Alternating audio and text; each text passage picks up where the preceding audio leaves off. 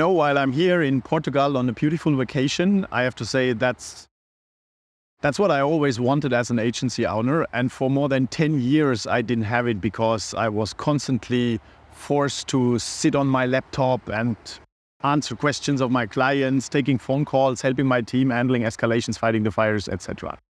But this vacation is different because I literally did no work for 2 weeks. The only thing I did is check the deals that come in and being excited that the business is still growing without me and that my team can handle all the operations, all the clients. I had no escalations, nothing. It just ran smoothly, and I know and I can trust that the systems and the team that I've built really work.